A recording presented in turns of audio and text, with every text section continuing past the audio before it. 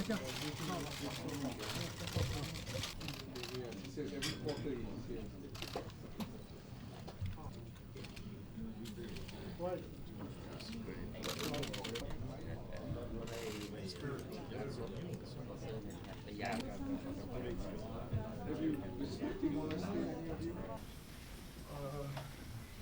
we start off with questions?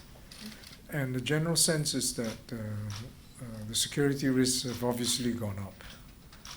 That's a constant refrain. Because we've had two global challenges of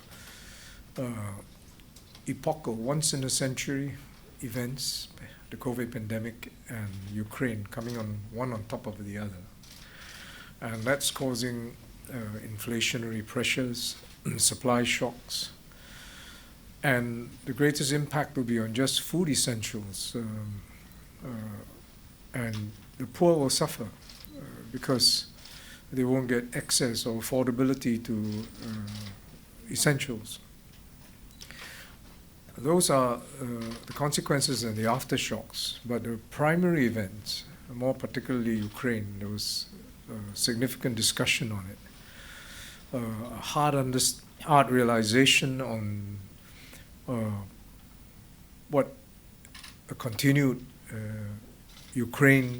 war in Ukraine would mean for the rest of the world, the price that Ukraine will have to pay, the price that Russia will have to pay, the price that Europe has to pay, and the price that the rest of the world will pay.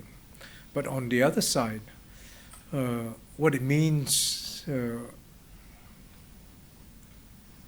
if the world doesn't looks the other way and allows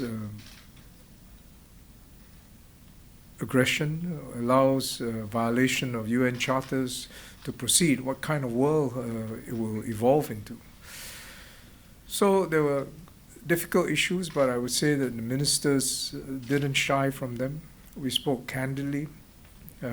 We talked about the issues, and we had real on-the-ground reports from what was happening in Ukraine. There was also discussion on how we have to ensure, especially at this time, because of the instability in Ukraine and in Europe, and the possible impact on Europe, that Asia must remain stable. Because if there's instability in Asia, it will only compound the issue. And Kishida and U.S. Defense Secretary in speeches urged countries to strengthen the the Ukrainian war on how ASEAN manages. So, does Singapore welcome this discussion? And what's your take on this theme?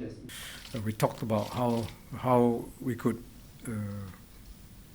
improve, or if not resolve, some of the hotspots, South China Sea, the Korean instability among them. So I would say all in all, the ministers were very forthcoming, professional, all with one common aspiration, but also very realistic in terms of how the world works, and I think that's positive. And we hope that this Shangri-La dialogue has contributed a bit into each country's calculations of how to maintain peace.